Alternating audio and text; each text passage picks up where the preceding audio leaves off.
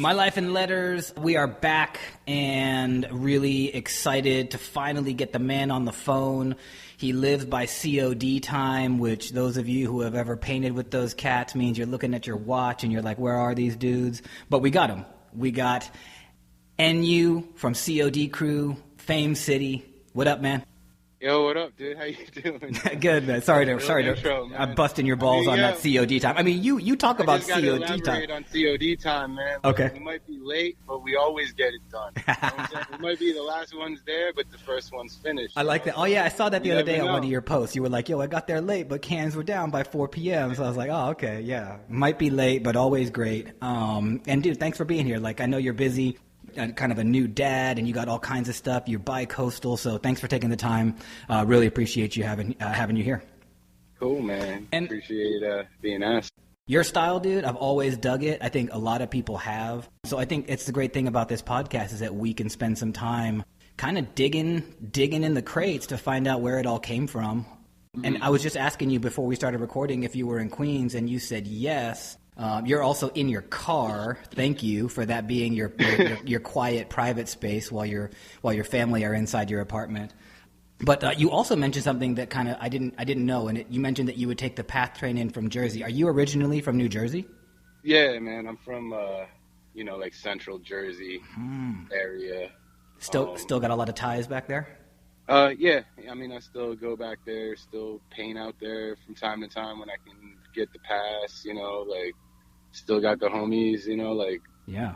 Still the people I chill with. It's like, I don't know, like Jersey is one of those things. It's like I grew up with a lot of kids who kind of made names for themselves in skateboarding and shit, but like we've all had the same like Jersey vibe, like, you know what I'm saying? Like there's something about it, where we came in, we'd skate the banks, but like it's a little bit different.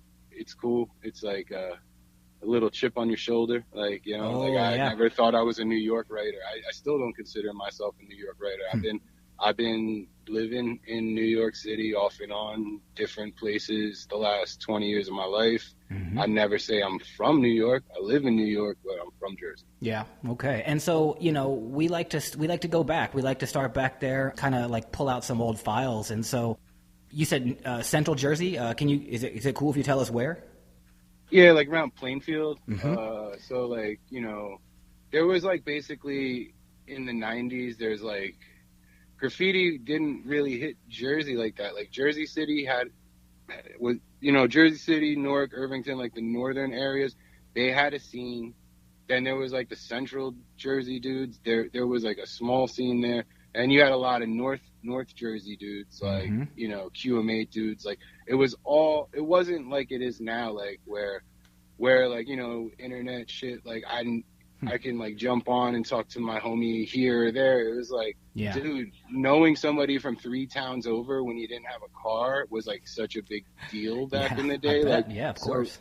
There wasn't really, like, a huge connection. And it was, like, I don't know, it was this, the time periods, like, it was still fairly developing. Like, painting had changed a lot from when I started painting, and then I stopped painting for a while, and then when I started again, like, everything changed. Lot has changed. Yeah, I'm because sure. There's like, and you know what, dude? Before we get anywhere near that, I'd really like to go back to Plainfield, and I'm just curious, like, when you were at your youngest point, I wonder if you have a recollection of that experience where you understood on any level, this can be as early as possible, the power or the utility of letter and sort of like the way you can wield a letter, kind of like a sword. Do you remember an early experience prior to anything graph?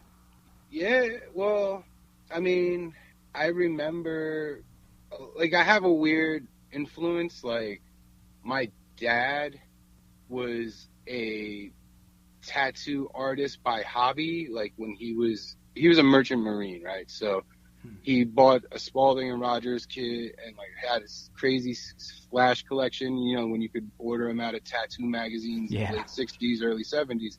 So when I grew up, like, he worked nights and would watch me, and like I didn't get coloring books. Like, I got Spalding and Rogers flash and like tracing paper.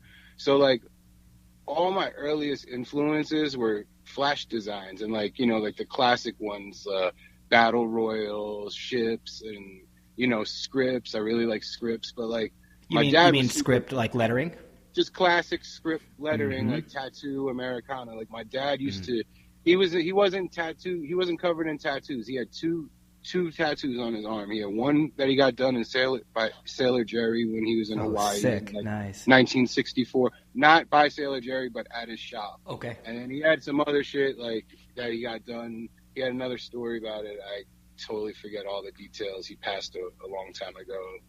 Well, and I'm curious, like, for instance, with that script or any of those things and trace paper, were you laying down trace paper on some of those flash designs? I didn't get color books. Like, I got taught how to make stencils. So what I would do is, like, I get the flash, and then I would trace the front side with, you know, pencil, and then ink the back side, and then use band roll-on to make a temporary tattoo. So I'd spend all day tracing designs, and then like my dad would just like fucking cover me in tattoos and like draw hinges.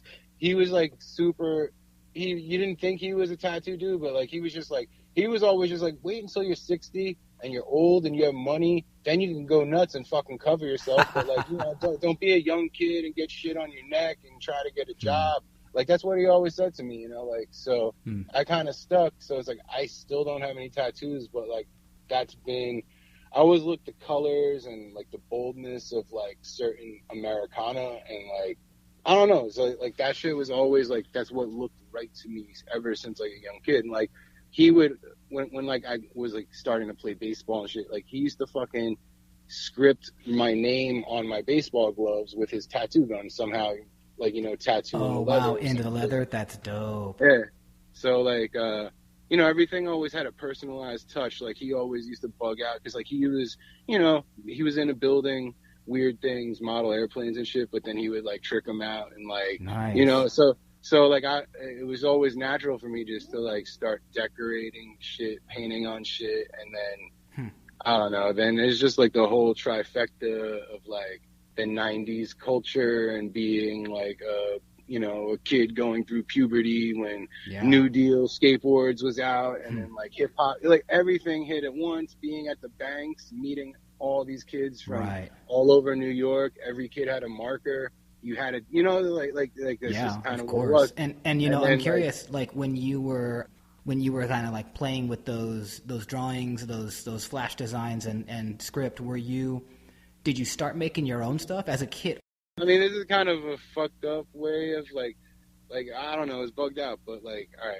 So my dad passed away when I was like 25, and that's kind of why I started painting again, like off and on that. But like when that shit happens, you know, like I don't know, I had to like go through a lot of his personal stuff, and I'm going through and I find this fucking drawing that he saved from like first grade, right? I had a teacher. And she went on maternity leave, so she was out for like half the school year. And so when she was coming back, they made the class draw pictures. And like, you know, fucking first grade pictures where you got a house, you got a cat, maybe a son, some M-birds and shit. Yo, I drew a Harley Davidson logo, a skull with like snot, fire in the background, and a snake like coming out like behind the skull and shit. And it was like hella rudimentary, but it was like some crazy tattoo looking shit. That's awesome. And you're a first grader.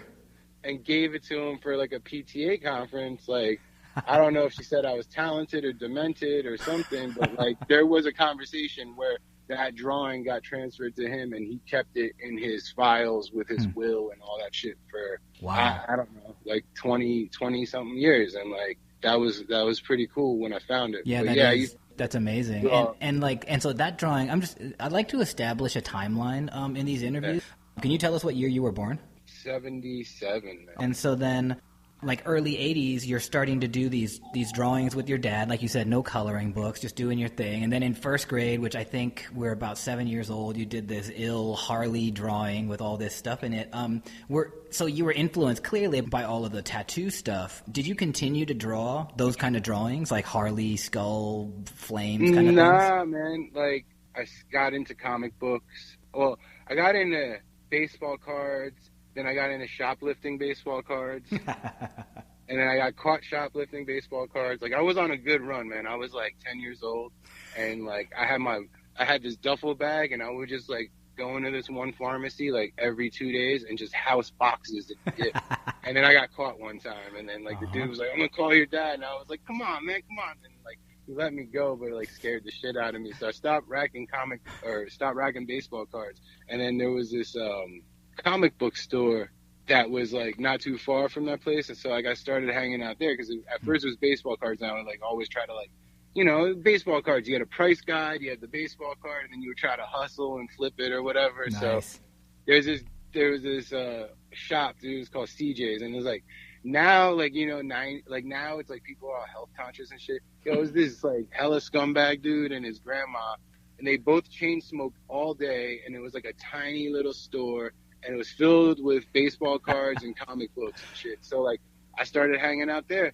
And then, like, you know. And that was when you were 10, you said? You started hanging out there? Yeah, probably like 10 or 11. So, like, this is like 87, 88. Yeah, for sure. Because it was the year that it was like after the Jose Canseco rated rookie came out. Because I remember that was the hot shit, the 86 Don Rush. Also, it was over like $45. Nice. Were you always a Mets fan, by the way? Yeah. Nice. For sure. But so now you're hanging out at CJ's.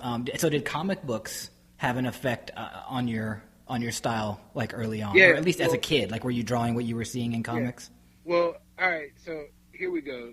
There's there's a comic book thing, right? And then I lived in suburban New Jersey, so it was like I'm a half Asian, half white dude. There's not too many of them in suburban New Jersey in the 80s, you know. Like there was 3 Chinese kids in my school. Like, one dude's name was Derwin. He was cool, but his name was Derwin. I couldn't really kick it with him. And there was this other kid, Eugene, who was nasty with drawing. But then I found out his mom was like a super awesome artist, and she taught drawing classes. And it turns out, because they're Chinese, my mom actually was friends with his mom. So I started taking drawing classes from her. So it was form drawing, figure drawing type of shit, like, you know, still life. Like, she actually taught us how to draw when I was, like, 11, 12. But she'd been teaching Eugene since he was, like, 3. The dude's, like, I think he's an artist now. He's an amazing illustrator. I'm curious, were those classes private with the mom, or were they, like... Yeah, it was just me, him, and, like, maybe one other person. But, like, I was regular. Do you remember... I did that for, like, maybe, like, 8 or 9 months. Okay. But, like, this dude, Eugene, he would, like, draw baseball cards, like, perfectly, portraits. And then he got super into Spider-Man. So, or like, our thing was actually drawing Transformers from memory of the cartoon. Nice. So, like, damn. You know, and this dude was really good at it, like getting like a Megatron face or some shit. But yeah, it was always drawing cartoons, like our own versions of a comic book, or, you know, like, yeah. So I'm curious also, were your parents, I mean, clearly they supported you going to those classes. It was like, get him out of the fucking house for a little bit. It was like they worked, and so she was like, oh, you know, this is my mom's friend from the Buddha temple or something. So it worked out, but it was actually kind of cool until like me and Eugene started not getting along, because we were friends, and then like he ripped me off of some baseball card shit, and we got into a fight, and then like you know how it is, kid shit. But yeah. But and I'm curious, because you mentioned that it's 87, 88, and like, you know, there was a lot of graph happening in New York City at that time, and I presume it was happening in Jersey, maybe not in Plainfield or in the burbs, but clearly it was around. There was. It was trickling down, and like that's like when I started actually running into it, because that's around the same time, 88, I started skateboarding, right? And so like I grew up with these Jersey dudes, if you know anything about skateboarding, Quim and Mike Cardona. They're like a year younger than me, but like we all grew up in the same area, and we skated this abandoned gas station called the Grind Station. Nice. And it was like, if East Coast dudes, like back in the shut days, like you heard about the Grind Station, you know what I'm saying? It was a chill spot, like, and so from the Grind Station, if you went across the street, there was this industrial spot, and it had like a little bump to bank. It was crusty as fuck, but it was dope. But then if you go behind there, it was train tracks, and like this is like, crazy shit happened on train tracks. Like, crazy shit, you always find the craziest shit on train tracks anywhere.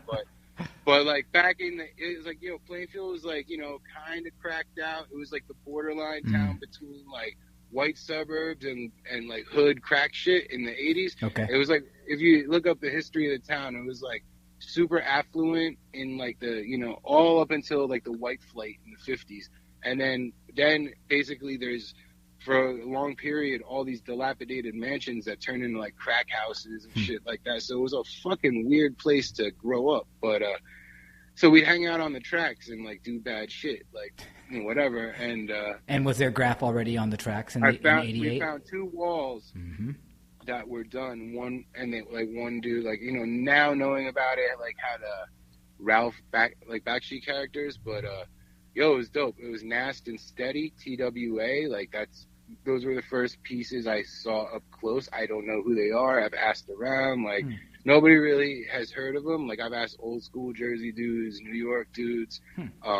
But there was 2 productions that happened, and then like later, like there was also like an unfinished wall, and later we got the backstory about the wall because we ended up painting another wall for the building owner, me and Nace. And he told us what happened because it was like an old wall. They were redoing it. And he's like, yeah, this wall, these guys got caught doing it.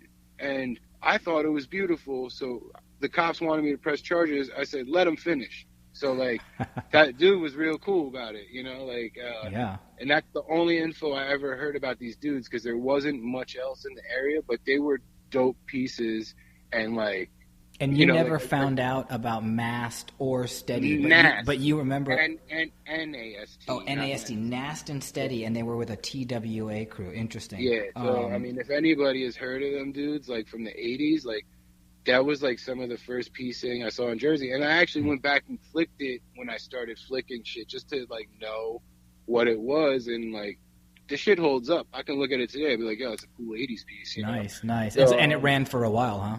It ran for 20-something years. Wow. Like, some of those walls still might be there, like, because they're little cutty spots in, like, a shit town in Jersey that's not really getting buffed. So you're seeing that stuff because you're skating. And by the way, like, it's interesting to hear this story because it's kind of like I keep hearing a similar thing that, like, skate culture kind of merged with graph culture. And it's funny because, like, I knew that's how it was in the Bay where I grew up, but I'm hearing it now from everybody out here, too. And so you're rolling, you're skating, you guys are going to the grind station, and, like, you're just starting to see more trickle-down graph, basically. Well, we were going to the banks too. By the time I was 11, I was taking the path in from Jersey. So you were going to the Brooklyn Bridge banks? The banks, like I was probably like 9 years old, and I had just started skating. But my mom, like, she's an immigrant, so like she's always on the hustle to make extra money, like so. On the weekends, we'd come into the city. She'd go to Chinatown, go to all these wholesale places, buy these like fucking trinkets, and then take them back and sell them at a flea market or something, right? Like we always had these weird odd jobs that we had to go into New York shit and then like come back. Like we actually I think we bought a TV by assembling crack vials. They were like perfume testers at the time, and like, but now looking back, retrospective, we were bundling empty crack vials because they were like the little vials that you got from like Sephora or some shit, and they would come in. We'd go to Queens. This is like another first memory of graffiti because we got lost taking the fucking bus to the Port Authority and then the subway to the other subway to get on the 7 to go out to Flushing. In like 85, I remember I was with my mom. I was little as shit, and then she got lost, and her English was bad, and it was like, yo, like, we were stuck in the deuce, and dudes were like going up to my mom, like trying to like say shit. She was like hella scared, and basically called my dad, and then he was like, yo, you guys aren't going in the city. So like, I don't know, there was always this undue fear from my parents, like, oh, don't go to the city, bad shit's gonna happen, and that made me come here, you know what I'm saying? Like, they'd be like, oh, let me go to the city, there's bad shit's gonna happen, like, so like and so you said that you were going to the Brooklyn Bridge banks.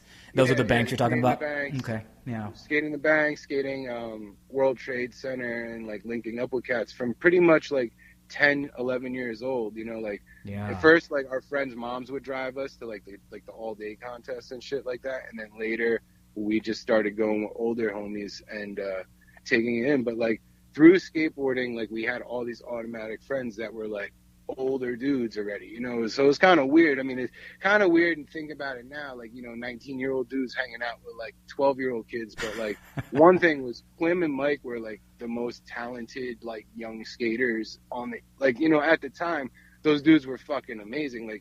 Like I don't know, like this is before video cameras, but like I seen some crazy shit growing up with these dudes, and then like dudes like Freddie Gall or whatever. So like there's always gonna be like, you know, some like dudes 5-6 years older than when you're 12.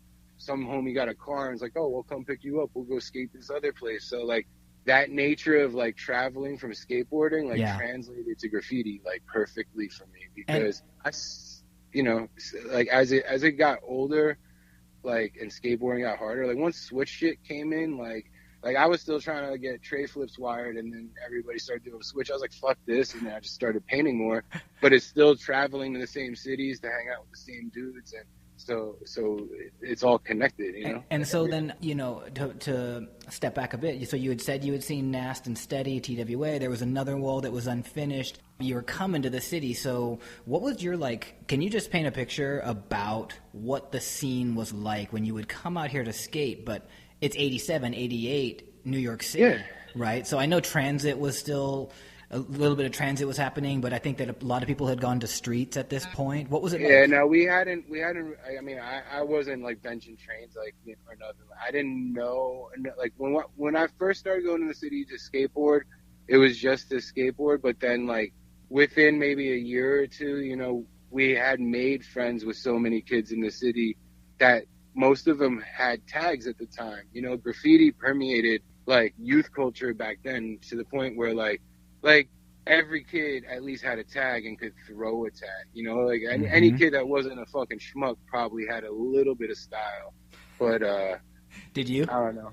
I had a Jersey style, man. It took a little bit longer to develop because we don't, like, I don't know, man. Like, dudes didn't bite as hard, so like Jersey dudes couldn't do throw ups the same way. Like, we'd always put the lump in the wrong place, or it'd be extra bumpy or some shit. Like, it was a little, I don't know. I like throw ups aren't. I didn't grow up bombing, tagging everything. When I tried to do that, I got caught because like you write on a Dunkin' Donuts and you fucking make the most wanted list in a town somewhere. So like I got popped like 3 times before I turned 18. So like I wasn't very good until like I got better at graffiti. Then I was like, well, fuck. But then it was also weird because I always had that fear in the back of the mind that like I'm not winning a foot race with these fucking motherfuckers. So I don't know. Well, let me ask you then. Let me ask you. So, do you have a good, clear recollection of that very first piece of graffiti that you ever created, whatever that might be, like first tag? So I got all hyped on breakhand art, subway art, obviously. One of my favorite. I mean, there was the Kel joints. My first name was Guess, Ges. Like, I was like, oh, that's cool, because like you could do it as a one-liner. And then I wrote that for about a week and a half, and then I popped out, got a falafel at Mustafa's next to that Hip Hop Greats wall, and then on the back wall there was a Say City and a Guess silver, and I was like, well, I don't write that.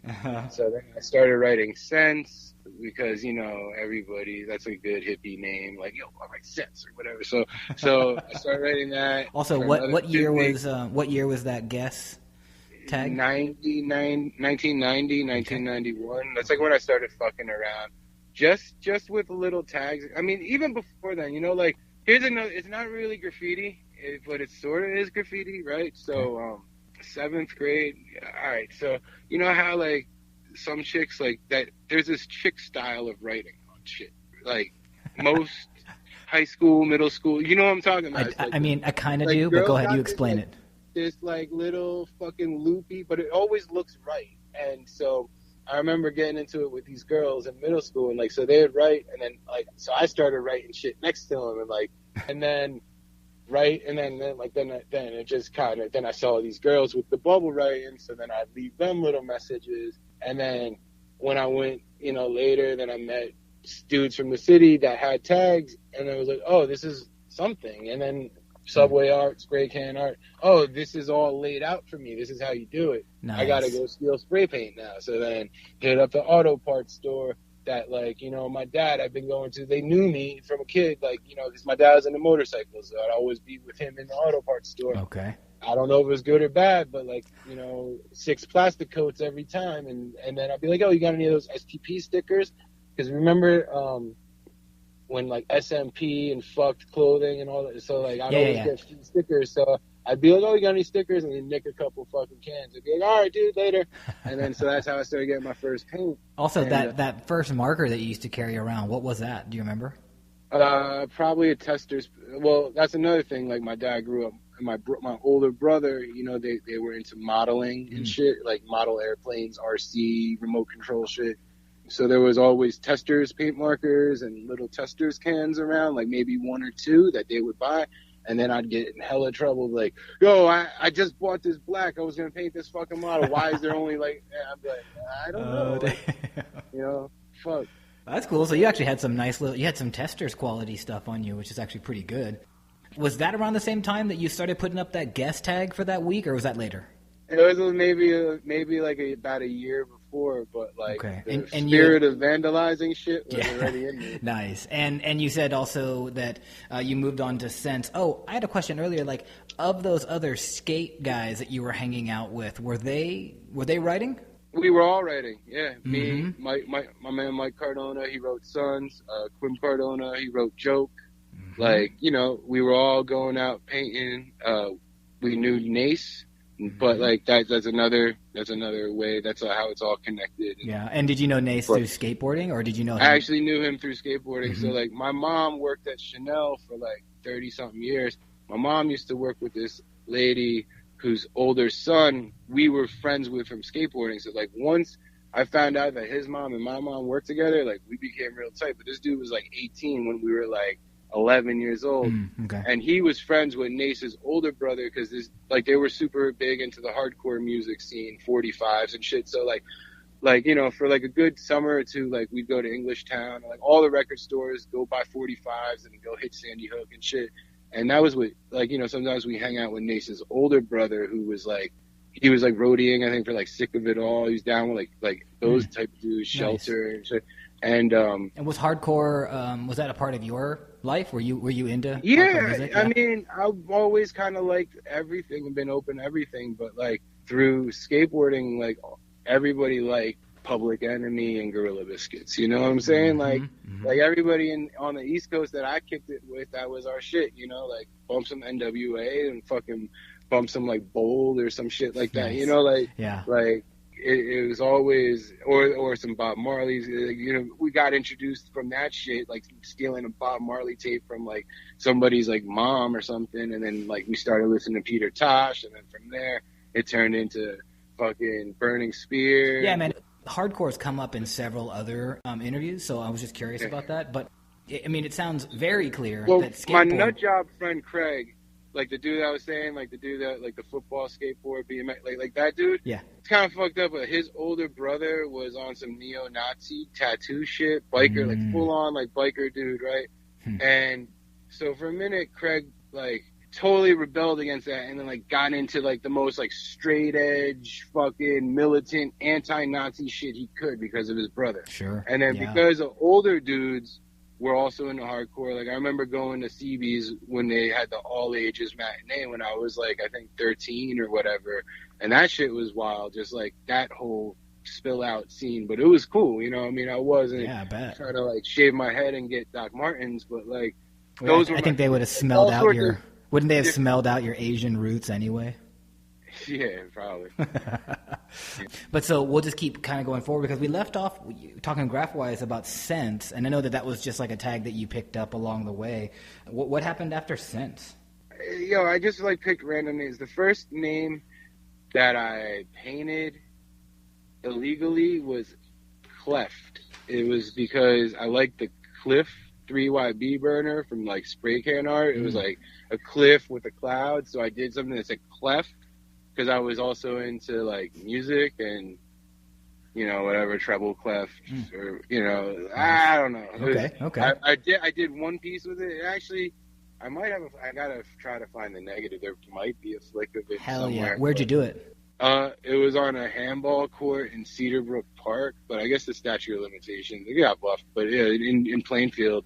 Yeah, so it was like a baby blue plastic coat with like a white filled in cloud, with an outline on the cloud, like hella cartoony style, and Yeah, I don't know. I mean, And what was that mission like? Like, I mean, you've told us that you're racking we plastic went coat. like 5 deep, and like 'cause we Nice. skated that place. It was like we knew the park, like we skated there, but like had all the homies like, yo, look at now. It was fun. It was totally fun. And then like I had a little fucking OD run that summer until I got caught fucking tagging a stop sign.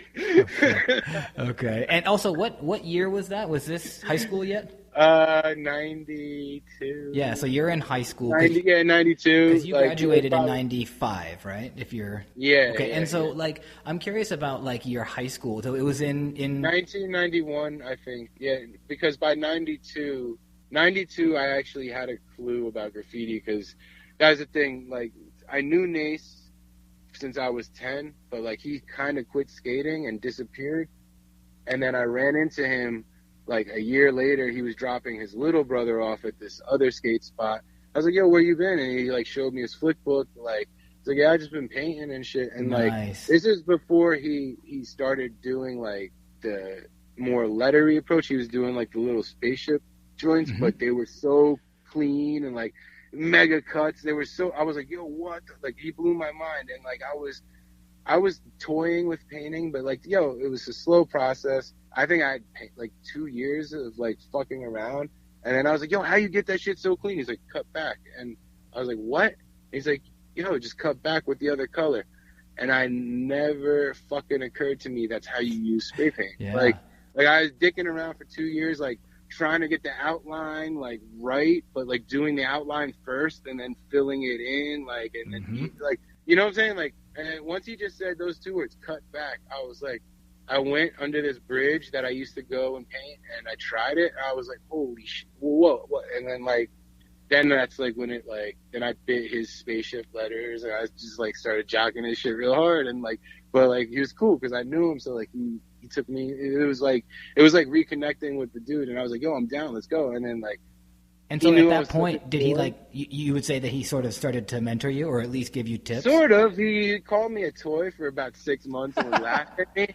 And like, he'd be like, yo, I'm gonna go paint. He wouldn't let me fucking, he was painting with these dudes, Jams and Tonka, who were fucking really dope, like, back then. But then they both kind of like fizzled out. Like, I don't know what happened to this dude Tonka, but he was nasty with the characters.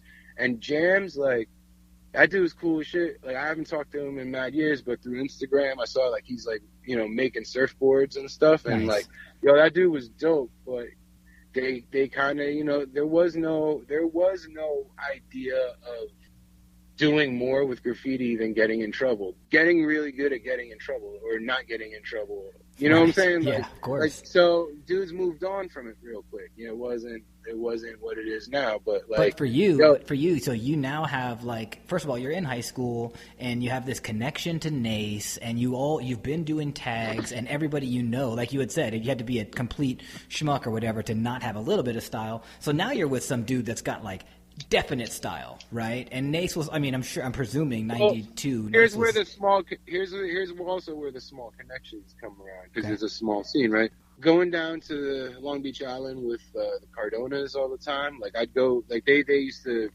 fucking have a place down there, so we'd go for weeks at a time, so we'd meet all these other dudes. There was these two dudes down there that were fucking, they were the G's, this dude Mitch Perkins and this dude Cue Ball. Also just found out through Instagram, they're still around doing their thing, right? But these dudes were like already, like Cue Ball was writing, and Cue Ball was friends with Cause and Tessie. So we knew Tessie from back in the day too. So like all these dudes were connected.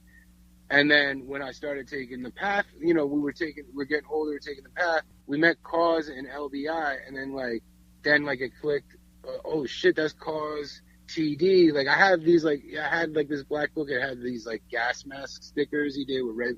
You know what I'm saying? Like, so nice. Then when I met Nace, he was like, oh yeah, I just linked with these dudes Cause. You know, so then I started seeing all the weird connections. But I was like, yo, those dudes were the best back in the day. Like Cause and TD like were doing the shit in Jersey. You know what I'm saying? Like there was other dudes but I think like they had their run for maybe like a year or two where like that was it, man. And then whatever, they moved on. I'm also curious of some of those names you just mentioned, like Cause and Tessie. Also, was Cue Ball, is that a writer? Was he a graffiti writer? Cue Ball? he's a tattoo dude who also wrote, like, you know, I can't say that I know his whole history because he's like a South Jersey cat, but I remember he painted and he did cue ball pieces like in Manahawkin going into like Long Beach Island, and then we went and saw him under the bridge, and then like that was like getting us amped to go back and paint. You know what I'm saying? Because it was like older dudes are doing it, and then it was like fuck, that's what's up. Like yeah, and I'm curious about those guys. Were they also? Do you think that they had an influence on your style early on? Yeah, no, I mean, because it's more like when I got with Nace and like actually trying to piece, like basically what it was like Nace was transitioning out of that spaceship thing, right? And he was getting kind of put down, schooled by Cause, but this was when Cause got down with FC, so his style was changing from like the ribbon, like raver, like ultra rendered shit to the more classic flat color, like Westo style, because he was getting the knowledge passed down from the FC TC5 family. So Cause was, if you look at his work between like 91 and like 95, there's that transition. So you got to clarify something for us. Sorry to cut you off, but you just mentioned something I didn't really understand. You said like ribbon flavor. What was that exactly in Cause's style? If you look at like old Cause pieces from like 91 or 92, like his shit, like he would do shit that looked like kind of like a shoelace or spaghetti, where it was like one connected ribbon that like all linked and like that's right. You know, it all folded back, but it was like a render. It wasn't like like it wasn't a letter format. It was a letter, but it was like. It was a ribbon. It was like ribbon style. Yeah, okay. Now I got you. Cool. So go ahead. So like his shit transitioned into more that like the flat color, like, you know, rigid FC-ish twist on things.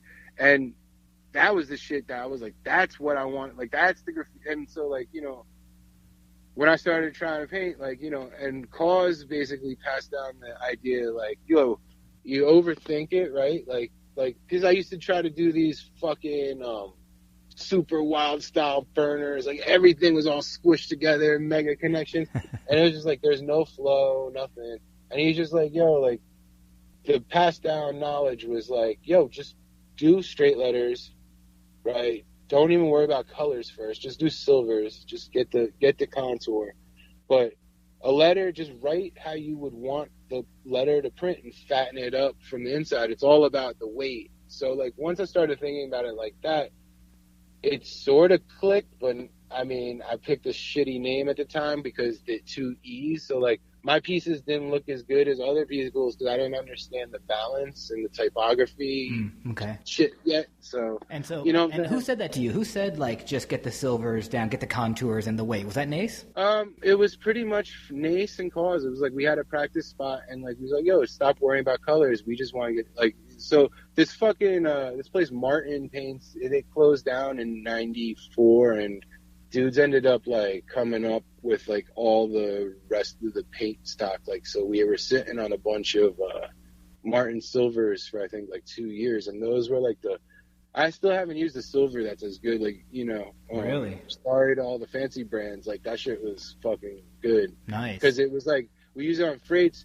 It is weird as fuck, and people are gonna think I'm weird for saying it, but it's sort of like America's Finest, where it covers real quick, but it doesn't mist, and you can go over it fast. Like, because Russell aluminum, you gotta wait, and chrome, forget it, is streaks. So it was like. So I'm curious. You mentioned about that like chill spot that you guys had. Can you tell us where that was? That was the catwalk spot, like the infamous New Jersey catwalk spot. Is a little like freight track siding, and I don't even know it. Was that Nace's spot? Sort of, yeah. I mean, like it was like it was one of those like run through spots. It was like all the neighborhood dudes, but like, you know, you'd always find somebody painting down there most of the time for like a good 3 or 4 years.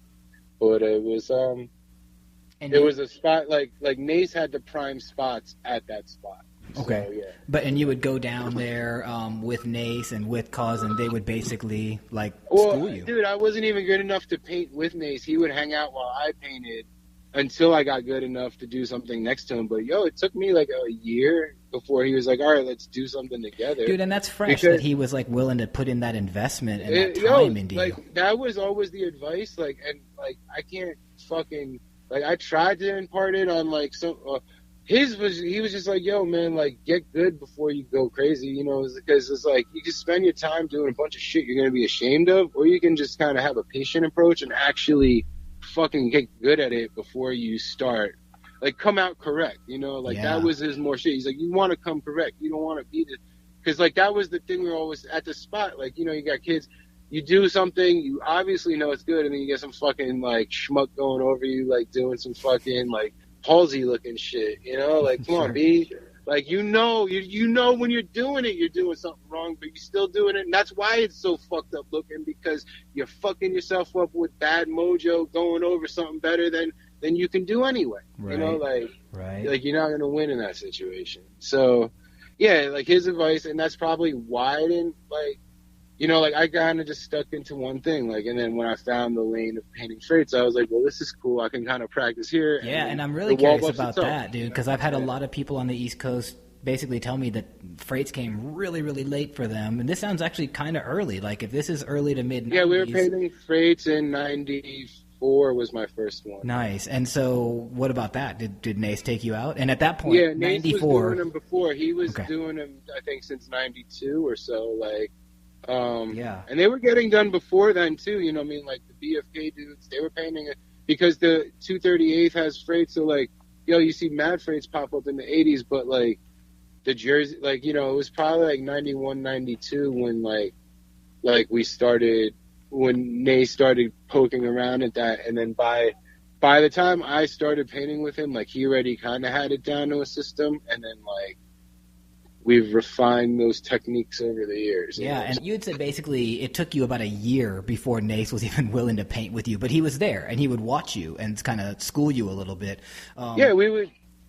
Do you remember that first time? But like, he was kind of, in a way, like, he was just like, he was, I don't know. He was always looking for somebody to fucking paint with that wanted to paint as much as him, but like, he was that's all he wanted to do in life was paint, and like, he had a job and painted. You know what I'm saying? Like, yeah, like, I was a little bit more split in my interest. Like, he was straight edge, I smoked weed, whatever. So like, there was always that, it wasn't, and like, yeah, you don't want to fucking be painting next to toys, dude. Like, now it's just like, all right, sure, yeah, go over there, try not to touch whatever, this is your second piece, cool, like, awesome, dude, have a good time. But it wasn't like that back in the day. So, but do you remember, I'm curious if at that catwalk spot, if they have a memory of when maybe like something clicked, like you understood now how to cut back, you understood how to do double outlines or whatever. Do you have a moment like that at the catwalk? Did it happen there?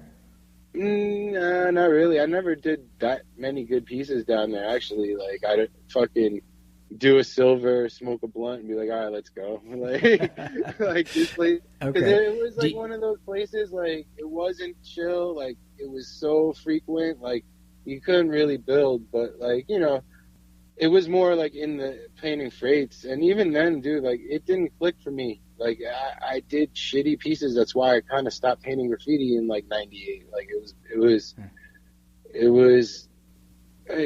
I wasn't painting in the frequency that I started painting with when I came back out, and I didn't have the understanding of what I was trying to do. Yeah. You know what I'm saying? Like, I didn't like understand balance, proportion, any of this shit that actually makes graffiti cool.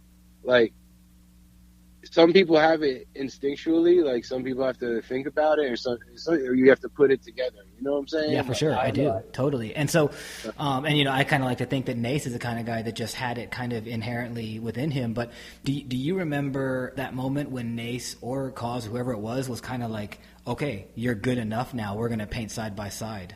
No, it was more like, yo, you could drive. You want to drive in this spot? And I was like, yeah, dude, we paint these fucking engines. And that was the toyest move, probably, but like, this is how fucking toy and bad it was. These guys just blew up the yard. But it was hilarious. All right, man. So in the 90s, nobody was painting freights in Jersey, really. Like, there was a handful of people, apparently, but we had the run of two really huge fucking yards that were servicing auto plants. So for years it was like oversized fucking, oversized extendo auto parts cars, auto racks. Then it was paper cars and shit like that. And for a long time there was this other yard that was in a swamp that got like lumber cars. We were like, oh, fuck that place. But they had engines. So like July 4th one year, we parked and we did this fucking walk through like some deliverance route, like backcountry shit. And me, Nace, and Cause, there was 3 engines lined up. And nice. Cause found a turtle on the way. And so he kept it with him or some shit. And like he painted an engine and like left the turtle on the platform. Like so maybe they find it. It's like real fucking dick move shit. But funny, but like apparently we burnt that yard for somebody else for a little bit. And man. But it was like we didn't know because it was like so pockets that we didn't know. But then turns out that these dudes were like the first graffiti crew on the internet or something like that. So okay. It all comes back to you. You know what I'm saying? Yeah, like, of course it does.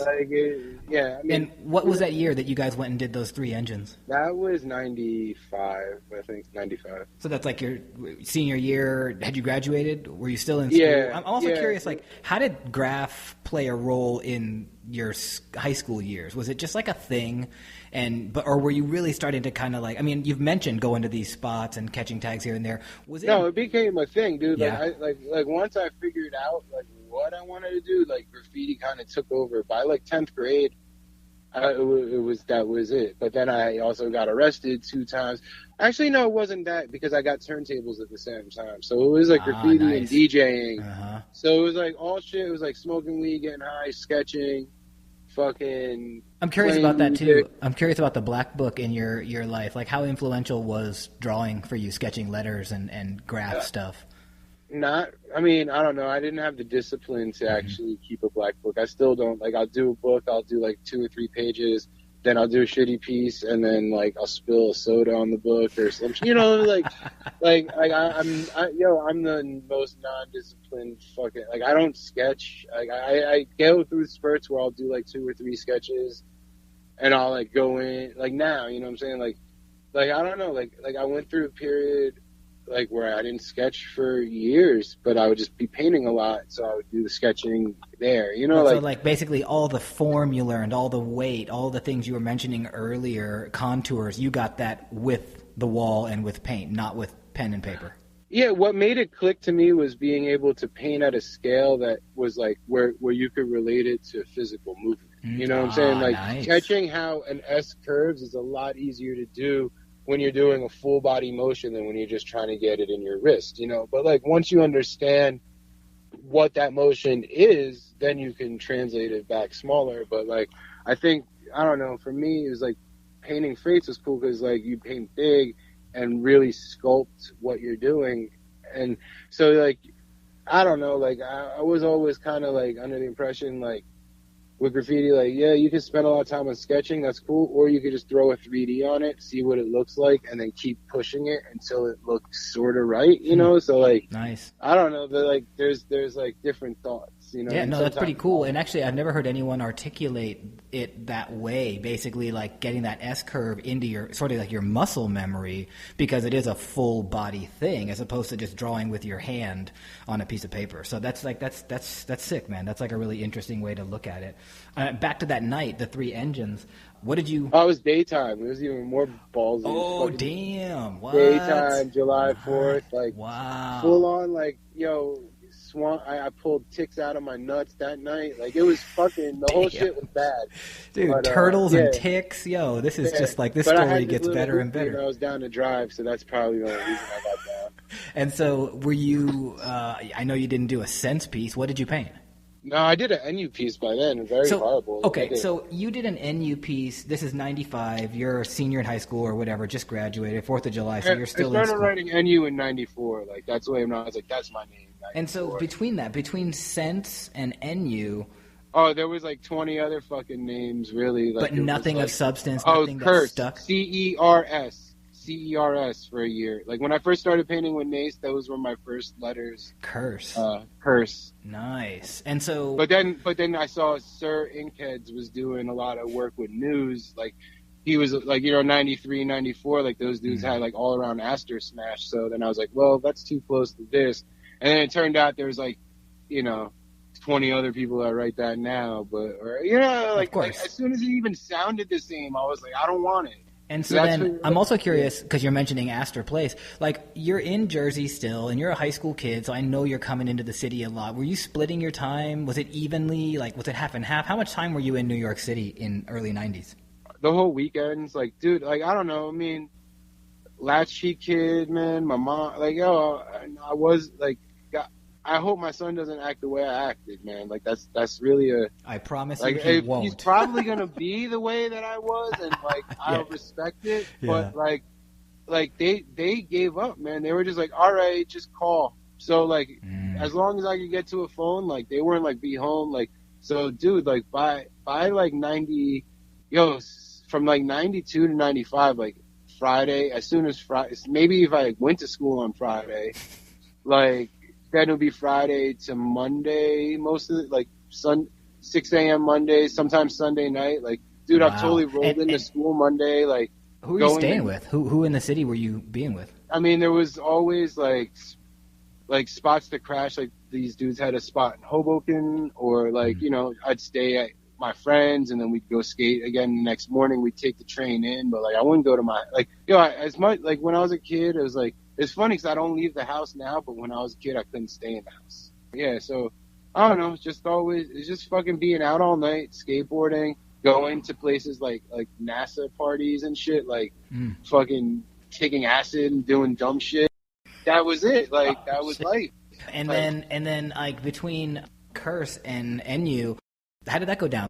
Before the interview, you were telling me about Avenue, and I was like, oh shit, I never even thought of that. So yeah, so I was in high school, and like, I couldn't fucking, like, I need a new tag, and then I wrote the word Avenue, and I just like to have how the ENUE felt in one stroke without the whole word. So I was like, yeah, fuck it.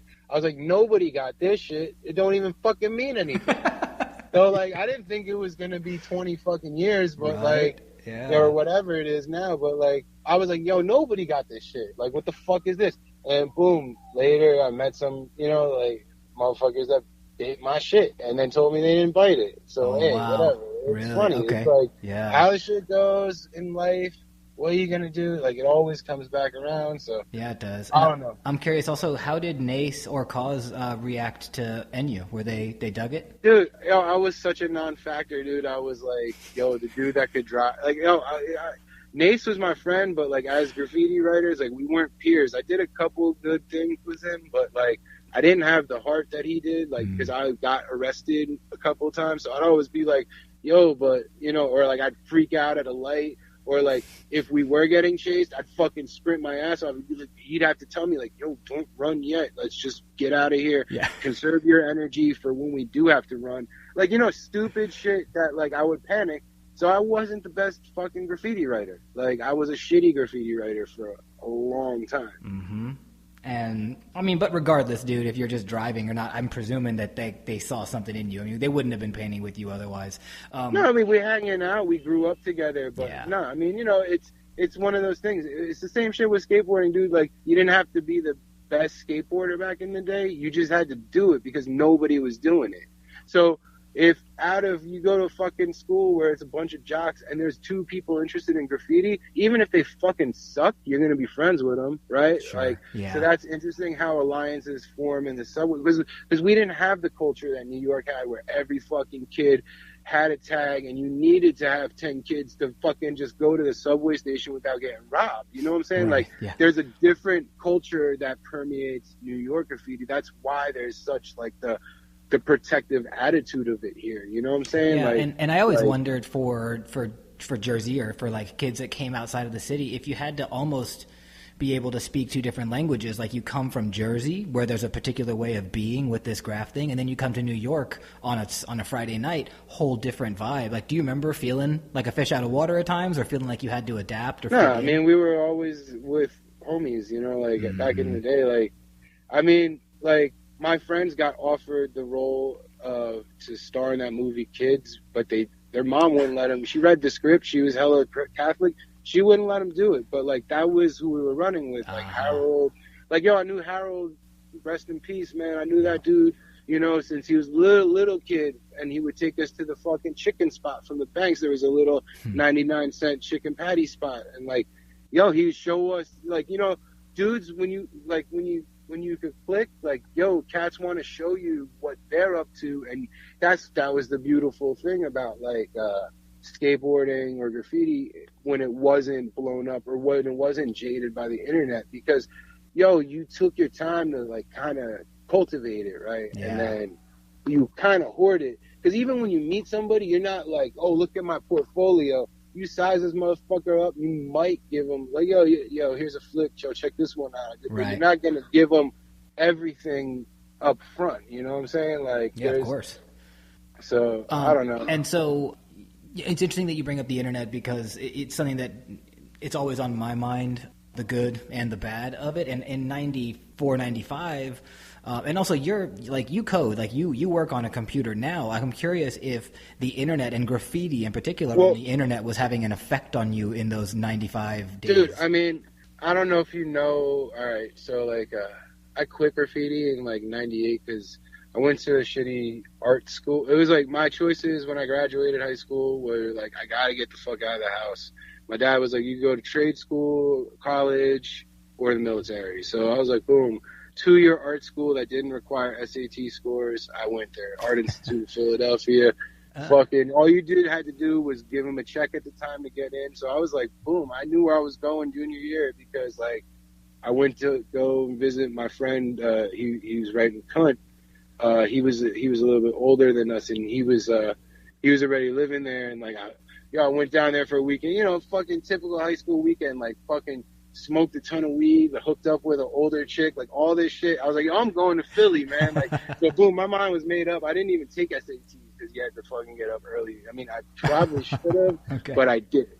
And so yeah, man. Like, and so I had asked that about the internet, and you got into art school of Philly. So the tail end of art school, when I was graduating, that's when the whole .com shit happened. So yeah, I went to school for print design, but like my first job offer was to be a junior designer at a web firm, right? Like that was like some corporate ass shit, like Office Space, like straight up. Like I used to get shocked by the door, because they had this weird ass carpeting, and like, so if you walked in dragging your feet at like 8 a.m, you get shocked to touch your door. That's hilarious. And like they would, like the owner of the fucking place would like, yo, this motherfucker was like hella fucking corporate, like alpha male dude. Like it wasn't a creative place. It was like the 3 most sterile words you could put together into a sentence was the name of the company.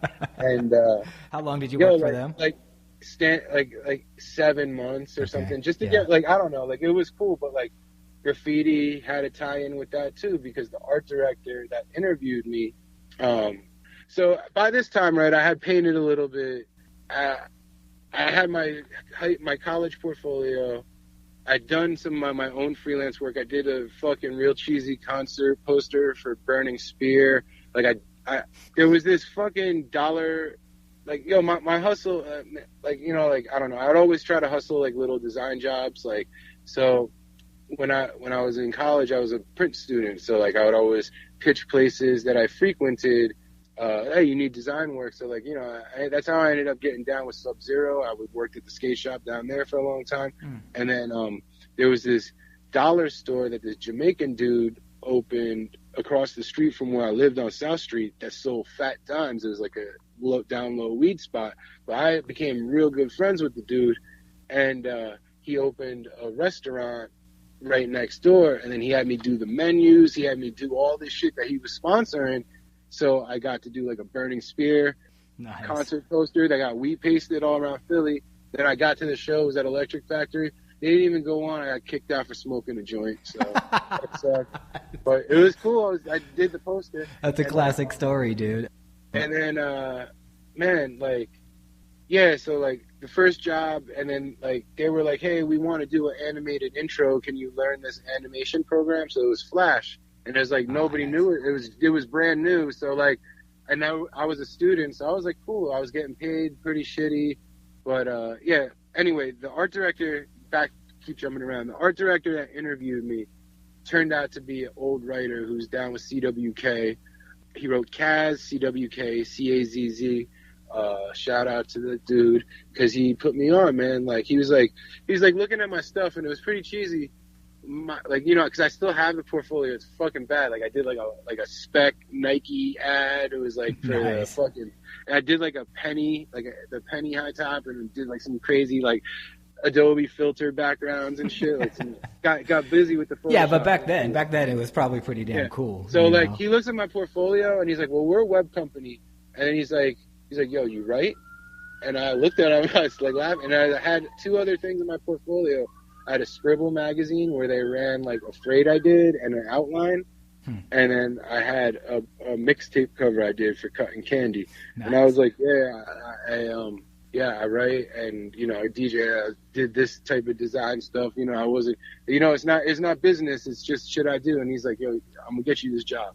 Nice. So he put me on. Yeah, dude. And then we were at this spot, and then he taught me a lot about just web design. This was like early web design shit. Yeah, that's fresh. And I mean, I'm glad that you told that story. It's a little bit off of what I was asking, but that's super, super interesting. And Kaz CWK, like, good looking out on that. But, what I was asking you was, like, was graffiti on the internet a thing for you early before this job, like when the internet hit? For me, like, all right, so getting back to that, right, like, I stopped writing when I started working, but there was this whole experimental art phase going on, like nice. where people when you were in Philly? Design sites and shit, and there were writers that transitioned into this more design role. So I always thought it was interesting because you had the older writers like Say or Hayes that got into like real legit graphic design, but then the internet had this other explosion. So like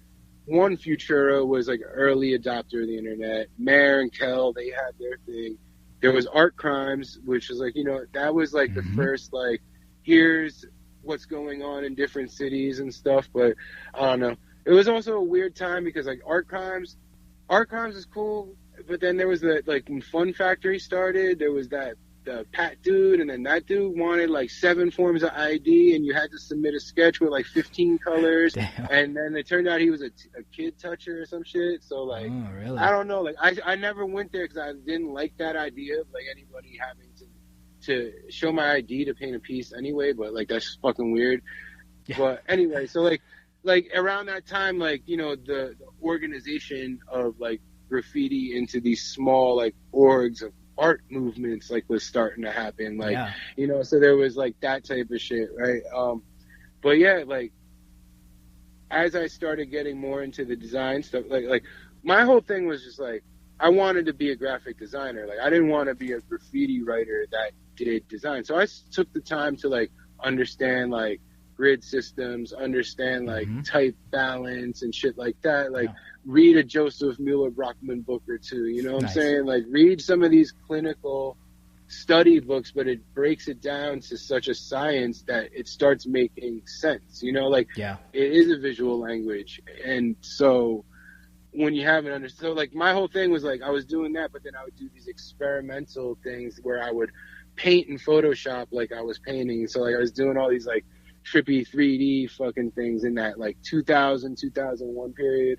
But I was sort of mixing graph in certain elements, but like not trying to like throw drips everywhere and shit, Sure, But it sure. would be like, and I'm sorry, I'm curious also, dude, about when you went up to the Art Institute, because you graduated in 95, you're like, it's time to go. At this point, you've done a bunch of pieces already. You've been hanging out with dudes who, turn out to be legends. And I quit graffiti in Philly. Oh, did you? So you went up there and you were like all business about graphic design and studying? Well, I was living there, and then like I was a fuck up in school, so like it took me 3 years to graduate a 2-year school, so that wasn't, and then it was just like the friendships got a little strained over graffiti, and then like I'm not from Philly, right? Like, and that's a different culture. I love Philly hands. Sure. I've been practicing them shits 20 something years.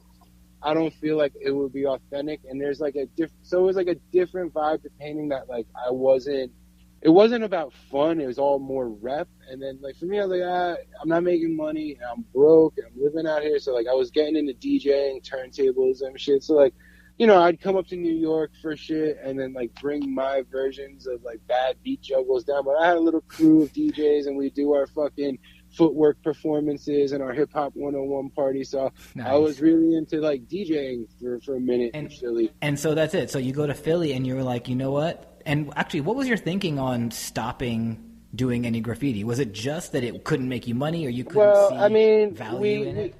It was more just like I wasn't progressing at the pace my friends were, and I wasn't as dedicated. And then started getting more and more involved with writers that took this shit serious, and they tend to be a little bit more off balance. So there was a writer that like kind of pitted a dude against a different dude just to see what would happen, and then like be like, oh, I don't know, why this dude go over this dude, and like kind of like agitate shit just to fuck around.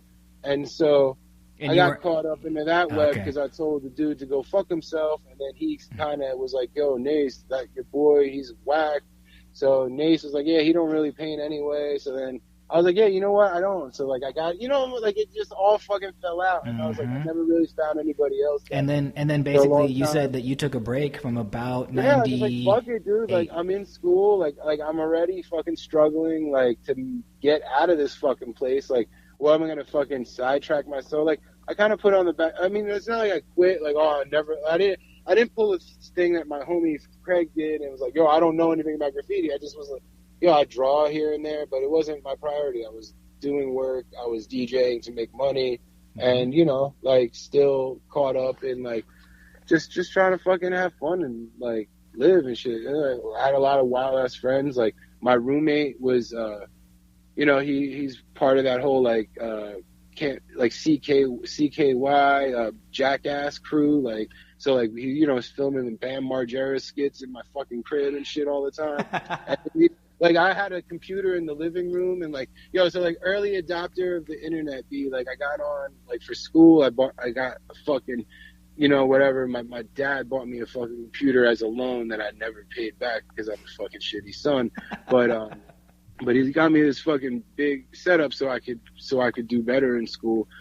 So yeah, I was the early adopter of like internet relations. Yeah, man, and it's ended up being like a big part of your career, and like you know, and so it's actually really interesting that we are going to take a break in your graph timeline where you took a break, and I think that's super appropriate, and I think it's pretty cool. Yeah. Will you tell people where they can find your work online, like where we can see either your graph or whatever? If you want to talk about your DJing or your design work, where can we find your portfolio now? I mean, I got this little like app site thing that I built. Like I haven't kept up with it, but I have probably about 13 hours of original music mixes on blacksquirrelhifi.com, and nice. It's an Apple podcast as well.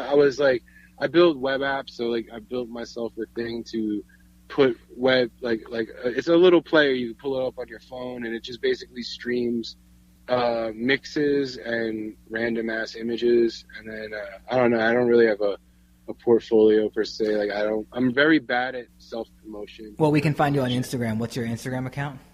Bong Blue, but it's hard to spell because I got 3 G's and it's not weed related. So it's BONG GGG Blue BLUE. Okay, nice, dude. Really awesome to have you here on the show and to take the time. Hey man, thanks man. Thanks, it's cool to kick it. And nah, dude, it was great, and especially, you know, we don't have enough New Jersey stories yet on this podcast, so we're getting them in now, and so yeah, dude, really appreciate the time, and thank you. Cool, man. Thank you.